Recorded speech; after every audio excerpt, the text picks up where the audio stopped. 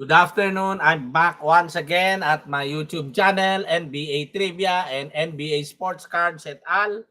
Well, for today's episode, we will be talking about another NBA All-Star because in the past episodes, mostly former ABA players. But for this episode, I will be talking about another former NBA All-Star. Yes, I'm broadcasting from Quezon City, Metro Manila, Philippines, somewhere in Southeast Asia. Yes, where our country, the Philippines, is the most rabid fan of basketball. And if you haven't watched my previous episodes, the Philippines, along with Latvia and Lithuania, are the only three countries as of now in the world that where basketball is the number one sport. You can also follow me at my Facebook page where I upload my YouTube videos. And it also has the same name, NBA Trivia and NBA Sports Cards et al. Well, so much with the, as they say, halabaloo or, well, gobbledygook. Uh, we will be talking about this one, Jamal Magloire. This is a rookie card of Jamal Magloire. Yes.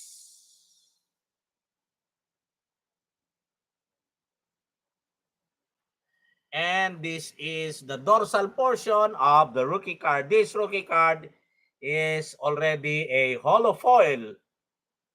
It's like a refractor, a holofoil. It became blurry again, yes. I do not know why the camera is like that, but yes, anyway, you got a focus shot therein of the dorsal portion of Jamal Magloire's rookie card. Well, here is the so-called Topps 1952 style. Well, Topps released cards, more particularly baseball cards during the 1952 season. And it's like this, but this is a reprint refractor of the 1952 Topps.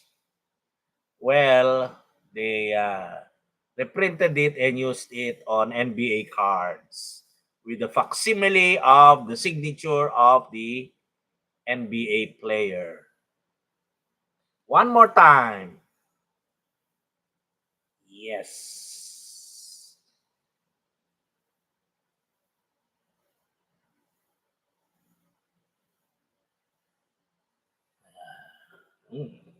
This is the dorsal portion of the Topps 1952 style issued by the NBA or the Topps basketball for the NBA.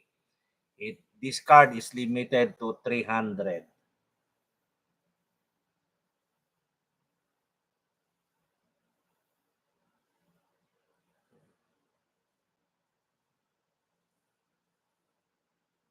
Yes. Well, let's talk about Jamal Magloire, the Big Cat. Yeah, well, he was nicknamed the Big Cat because he matriculated at the University of Kentucky, nicknamed the Wildcats. Yes, he was a 6'11" center of the Kentucky Wildcats. He was born last May 21, 1978 in Toronto, Ontario, Canada. He was a one-time NBA All-Star in 2004. And he was the second Canadian All-Star in the NBA behind Steve Nash. He was a one-time NCAA champion with the Kentucky Wildcats in 1998. And this best season was with the New Orleans Hornets in 2003-2004, where he averaged 13.6 points per game, 10.1 rebounds per game, 1 assist per game, 1.2 blocks per game, shot 43% from the field, and 75.1% from the charity stripe. Yes, that's Jamal Magloire, the formerly of the New Orleans Hornets. Well, Jamal Magloire, he weighed around 265 pounds during his playing career, and he was selected by the Charlotte Hornets as the 19th overall pick in the first round of the 2000 NBA draft. Jamal Magloire, one of those centers who were lucky enough to squeeze an NBA All-Star appearance. Well, he led the league twice in games started and games played in 2003 and 2006. Played all 82 games. Well, that was quite also an achievement. 2003 and 2006. Yes.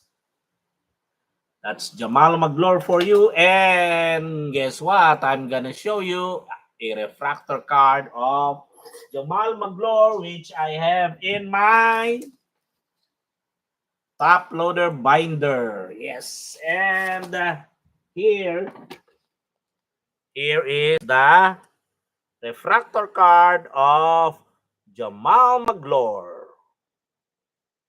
You see, refractors are when you when light shines upon the card, they emit rainbow colors. That's Jamal Magloire. Well, what can I give you for as additional trivia? Well, let's talk about the great father and son duos in the NBA. Yes, because um,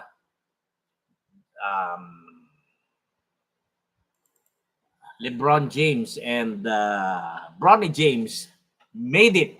Okay, they made it as the first father and son duo to ever play at the same time in an NBA game.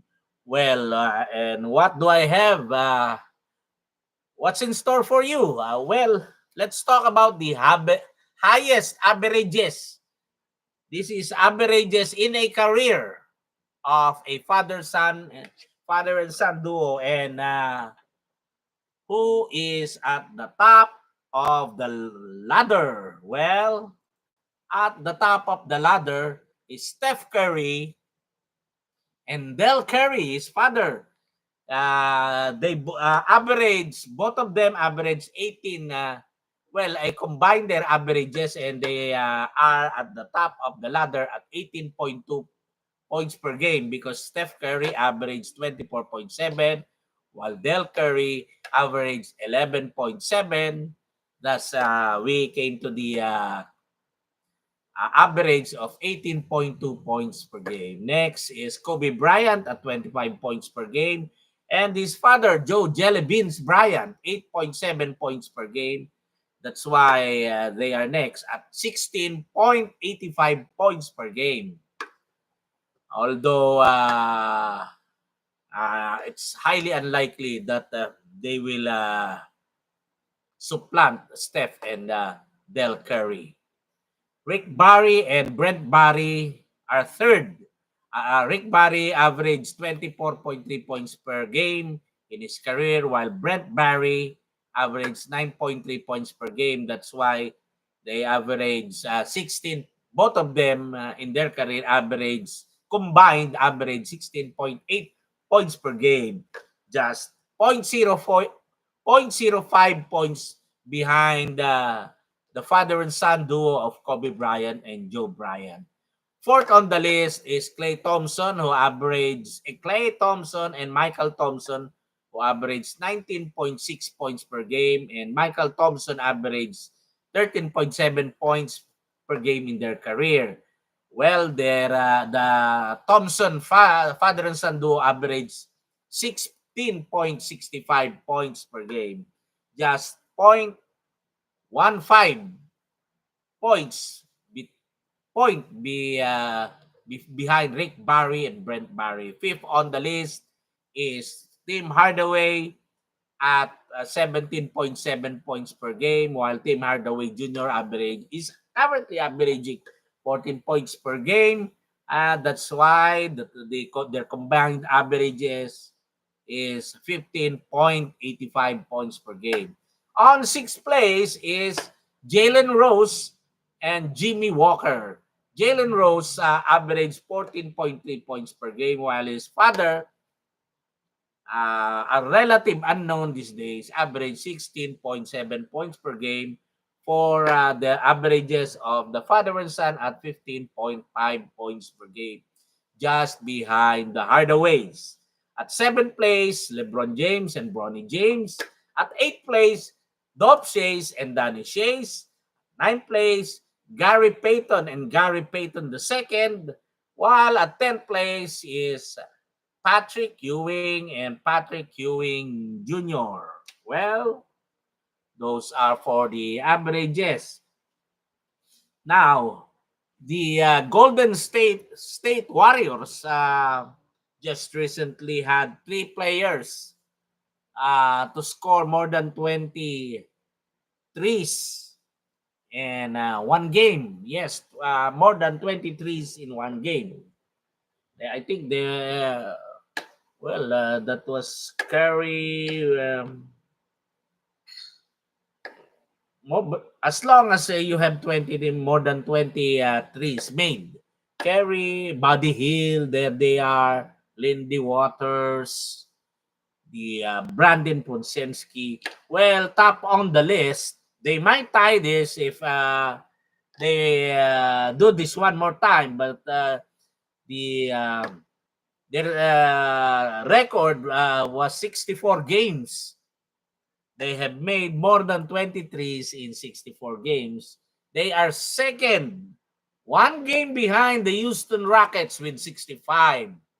The third place is the Boston Celtics. In fourth place is the Dallas Mavericks. Both the Boston Celtics have 52 games with 20 or more threes.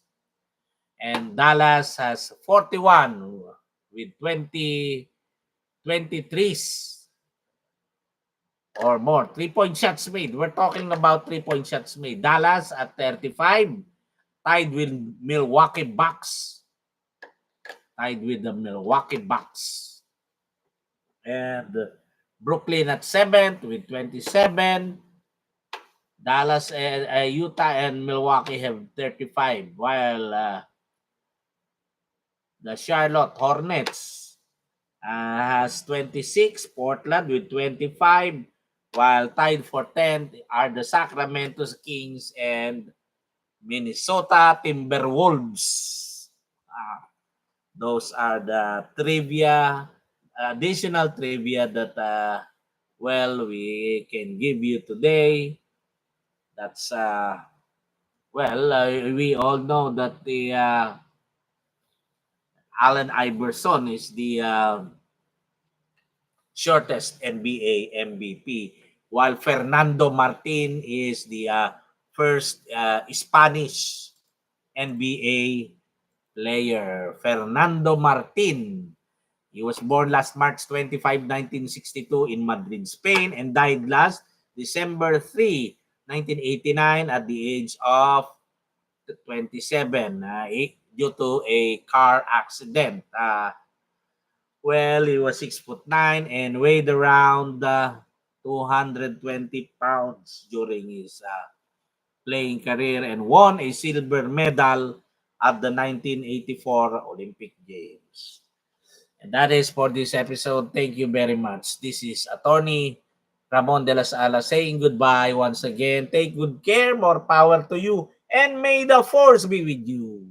We will be producing more episodes. And as long as I can, well, as if as long as I'm here, we will be producing more and more episodes. I'll be back as the Terminator, Arnold Schwarzenegger says. See you in the forthcoming episodes.